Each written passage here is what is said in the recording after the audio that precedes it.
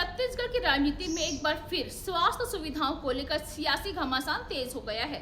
वित्त मंत्री ओपी चौधरी ने अंबिकापुर मेडिकल कॉलेज और अस्पताल परियोजना को लेकर पूर्व स्वास्थ्य मंत्री टीएस सिंहदेव पर निशाना साधते हुए कहा कि जय वीरू की जोड़ी के आपसी झगड़े में अस्पताल नहीं बन पाया।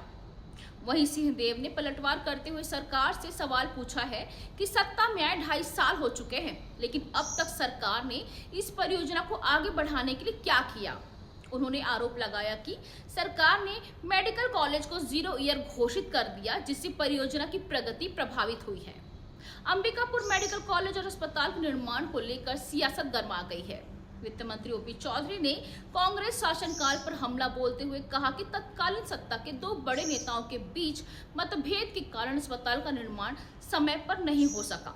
उन्होंने इसे जय वीरू के झगड़े का परिणाम भी बताया। दूसरी ओर टीएस सिंहदेव ने सरकार के आरोपों को खारिज करते हुए कहा कि भाजपा सरकार को सत्ता में आए 2.5 साल से अधिक समय हो चुका है। यदि परियोजना में देरी हुई थी तो वर्तमान सरकार ने उसे पूरा करने के लिए क्या कदम उठाए। सिंहदेव का कहना है कि मेडिकल कॉलेज को 0 ईयर घोषित करने का फैसला सरकार का था, जिससे विकास कार्यों की रफ्तार प्रभावित हुई।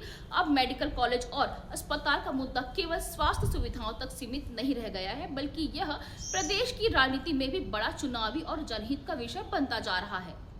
तो अंबिकापुर मेडिकल कॉलेज को लेकर आरोप प्रत्यारोप का दौर जारी है। एक तरफ पूर्व सरकार पर देरी का आरोप है, तो दूसरी तरफ वर्तमान सरकार की कार्यप्रणाली पर सवाल उठ रहे हैं। अब देखना होगा कि जनता को बेहतर स्वास्थ्य सुविधाएं आखिर कब तक मिल पाती हैं।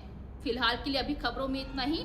आगे की खबरों के लिए बने रहिए सीजी भास्कर के साथ। मैं माधवी आप सभी से इजाजत चाहती हूँ। नमस्कार। टीएस सिंहदेव जी यहीं के हमारे प्रतिनिधि रहे हैं और स्वयं के पास हेल्थ डिपार्टमेंट था और स्वयं डिप्टी सीएम थे, लेकिन वित्त विभाग उस समय भूपेश दाऊ के पास था। तो जय वीरू के झगड़े में यहाँ पे मेडिकल कॉलेज का भी पैसा नहीं आ पा रहा।